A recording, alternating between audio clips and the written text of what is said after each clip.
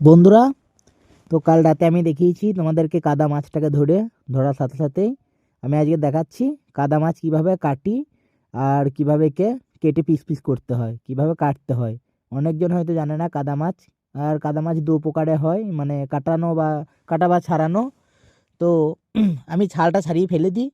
অনেকজন কি করে এই ছাল সমেত কিছু আঁশ থাকে, হ্যাঁ কাদা মাছের গায়ে আঁশ থাকে, কিন্তু এই আঁশ তোলা খুবই মুশকিল। অনেকক্ষণ ধারালো বটিতে বা কিছুতে করে ওকে ঘষে ঘষে তুলতে হয়। তো প্রচণ্ড স্লিপ, এই যে আমি কত ছাই নিয়েছি দেখো, প্রচণ্ড স্লিপ। এই ছাই লাগিয়েই যাচ্ছি কিন্তু তবু স্লিপ কমছে না, ফলে আমি ছাল তুলতে পারছি না। কিন্তু এটা আঁশ তোলা অনেক, মানে অনেক টাইম লেগে যাবে। তাই আমি কি করি, ছাল তুলি, ওই ছাল তোলাটাই বেটার মনে হয়। তো শুধু শুধু আঁশ আমি তুলবো না, আমি এই ছাল তোলাই দেখাচ্ছি। ছালটাকে তুলে ফেলে তারপর আমি পিস পিস করব। দেখো বন্ধুরা, আমি কিভাবে ছালটা ছাড়াচ্ছি। এই যে টানছি এবং কেটে যাচ্ছে। খুব শক্ত, একদম পাকা মাছ, অনেকটা বড়, ভালো সাইজ। এই যে এক পর্যায়ে আমি ধরে ফেলেছি, ঠিক ছালটা উঠে যাচ্ছে দেখো। ছালটাকে টানছি, এই যে ছাল চলে আসছে আস্তে আস্তে আস্তে আস্তে। ঠিক এবার উঠে যাবে, তারপর আমি পিস পিস করে নেব। তোমরা দেখতে থাকো। এই যে মাঝখানে ছিঁড়ে গেল, এখানটা আমি কেটে নেব। কাটার পর আমি আবার ওই জায়গাটা থেকে আবার নতুন করে আবার ছাড়িয়ে কাটবো। এই যে যেটুকু কেটেছে, মানে যেটুকু ছাল উঠেছে, আমি সেটুকু এখন পিস করে নিচ্ছি। তাই তারপর এই যে কেটে পিস পিস করে নিচ্ছি বন্ধুরা।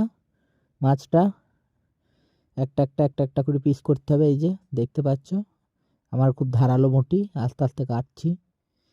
এই যে এই যে পেটের মধ্যে যেটা ওদের খাবার হারিয়ে কেটে ফেলে দিচ্ছি।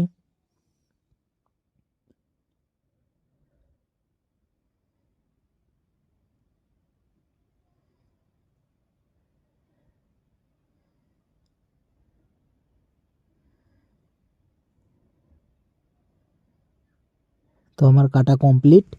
এখনও কিছুটা আছে, ওই যে যেখান থেকে আর কি ছালটা ছিঁড়ে গেল, এটা আমি আবার ফের থেকে ছালটাকে তুলে ফেলবো, তুলে ফেলার চেষ্টা করছি ছাই লাগিয়ে। দিয়ে ওখান থেকে হয়তো এখনও 2-3 পিস মতন পাওয়া যাবে। আমি 2-3 পিস আমি আবার ওখান থেকে সংগ্রহ করব।